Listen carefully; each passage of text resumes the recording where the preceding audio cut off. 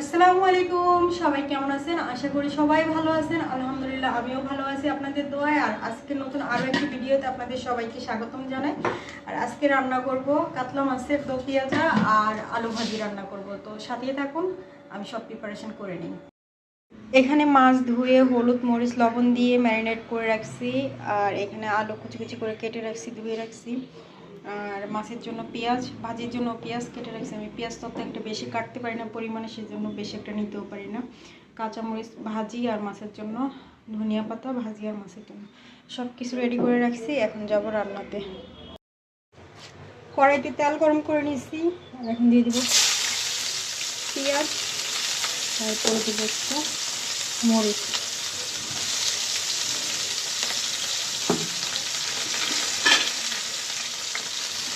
তারপরে এগুলো একটু হালকা ভাজা দিব, বেশি একটা ভাজা দিব না, আমি বেরেস্তা টাইপ করবো না।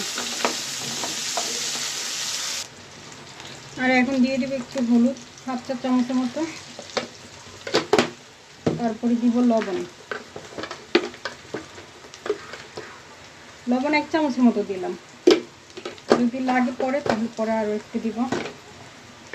এগুলো একটু ভালোভাবে মিক্স করে নিব। হলুদের যে কাঁচা গন্ধটা আছে এটা সরাই ফেলবো। তো এখন দিয়ে দেবো আলু ভাজিগুলো, যেগুলো আলু কুচা রেখে ওগুলো আছে। এটা একটু পানি সহকারে দিয়ে দেবো। ওই পানিটাতে আলুটা সিদ্ধ হয়ে যাবে। তো এগুলো দিয়ে দেওয়ার পরে এখন একটু ভালোভাবে আলতো করে নেড়ে চেড়ে দিতেছি। তারপরে একদম অল্প আছে ঢাকনা দিয়ে দেবো। তারপরে পাশের চুলা মাছ রান্না করবো। আর এই পাশে আমি আদা, তারপরে রসুনের পেস্ট এগুলো চুলার পাড়ে রাখছিলাম, এগুলো নামাইতে ভুলে গেছিলাম। এটা নিয়ে আমি আদা রসুনের পেস্ট না দিতে রাখি। এতে করে হয় কি, যে রসুনের কালার চেঞ্জ হয় না, আদারও কালার চেঞ্জ হয় না। আর আগে আমি নর্মালে রাখতাম, কিন্তু ইজিলি ব্যবহার করতে পারতাম। কিন্তু এখন ওই দেখি যে আদাটা মানে ওপর থেকে একটা লেয়ার করে যায়, তো সে কারণে আদাটা ভালো রাখার জন্য ডিপ ফ্রিজে রাখি। আর রসুনেরও কালার চেঞ্জ হয় না।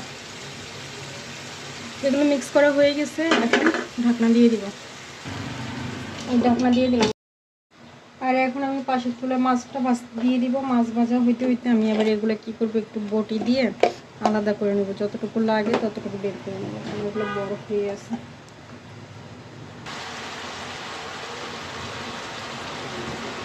কড়াই গরম হয়ে গেছে, এখন তেল দিয়ে দিলাম।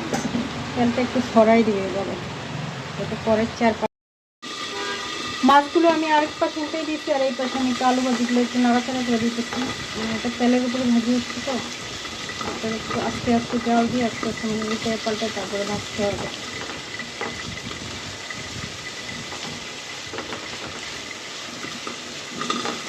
মোটামুটি হয়ে আসছে, বেশিক্ষণ লাগবে না।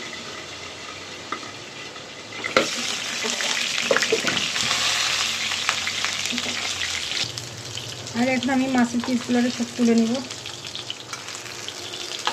গরম হয়ে গেছে, কড়াইয়ের মধ্যে দিয়ে রাখছি, যে হাতে লাগতেছে।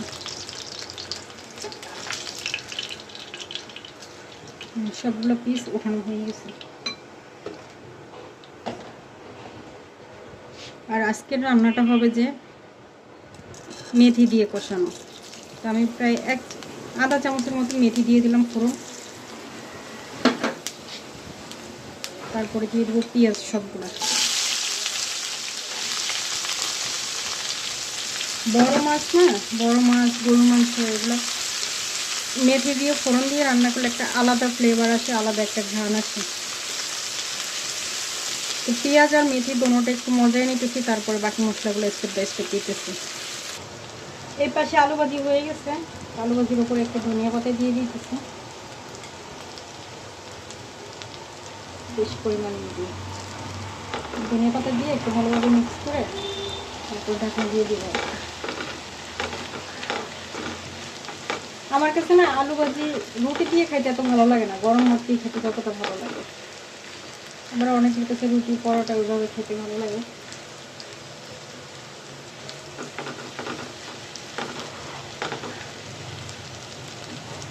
এক চুলার রান্না শেষ, এটা একটু নাড়াচাড়া করে দিই, তারপরে আসতেছি মশলাতে। তো আলু ভাজি হয়ে গেছে, আলু ভাজি এখন নামাই নিব। আর এখন এই চুলায় ফুল ফোকাসে রান্না করতেছি। আসলে 2 চুলা একসাথে ফোকাস করা যায় না, স্পেস ছোটোর কারণে ক্যামেরা বসানোর জায়গা নেই। তো আমি একটু আদা আর একটু রসুন পেস্ট এগুলো দিয়ে দিতেছি। বেশি একটা লাগবে না, মাছের পরিমাণ যেহেতু কম হলে চলবে। সেটা ভালোভাবে একটু মিক্স। তারপর দিয়ে দিব হলুদ। হলুদ 1 চামচ দিব, বেশি একটা দিব না, যেহেতু পেঁয়াজ দিয়ে রান্না হবে, ঝোল হবে না, কিছু হবে না। 1 চামচ হলুদ দিলাম। একটু পানি দিয়ে নিই, কারণ মশলাটা নিতে দিয়ে বেশি ফ্রাই হয়ে যাবে। তারপরে দিব লবণ আর জিরা। এবার দিয়ে দিব লবণ। লবণও বেশি দিব না, 1/2 চামচের মতো লবণ দিব, কারণ মাছে লবণ আছে তো। 1/2 চামচের থেকে একটু বেশি দিব। এটা একটু ভালোভাবে মিক্স করে দিই। এরপর দিব জিরা। জিরাও আমি 1/2 চা চামচ মতো দিলাম, আর সামান্য একটু দিই। এখন মশলাটাকে ভালোভাবে ভুনে নিব, মানে একদম তেল বের করে ফেলবো। তারপরে মাছগুলো দিয়ে তারপরে আমি ঝোলের পানি দিব।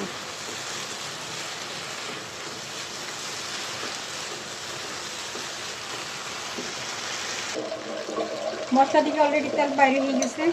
এখন আমি একটা একটু করে মাছ এখানে উপরে বিছিয়ে দিব।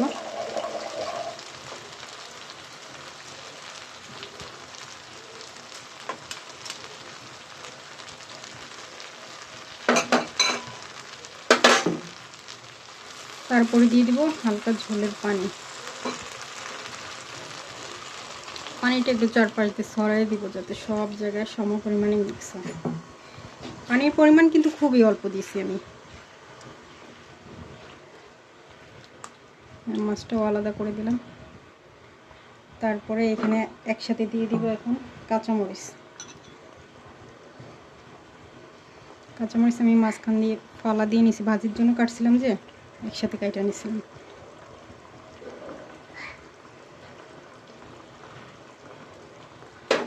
আর একই সাথে না, একটু পরে দিই। এখন প্রায় 1 মিনিটের মতো ঢাকনাটা দিয়ে রাখবো। ফিরে আসছি 1 মিনিট পর। আর এখন দিয়ে দিব ধনিয়া পাতা। তো আল্লাহ হাফিজ বন্ধুরা, সবাই ভালো থাকবেন, সুস্থ থাকবেন, সেই দোয়া রইল। আর অবশ্যই আমার ভিডিওতে একটু লাইক কমেন্ট করবেন। একটা লাইক দিলে আরও 10 জন দেখার সুযোগ পাবে, আর একটা কমেন্ট করা মানে আপনার নিজেরও এনগেজমেন্ট বাড়ায় নেওয়া। তো আল্লাহ হাফিজ, সবাই ভালো।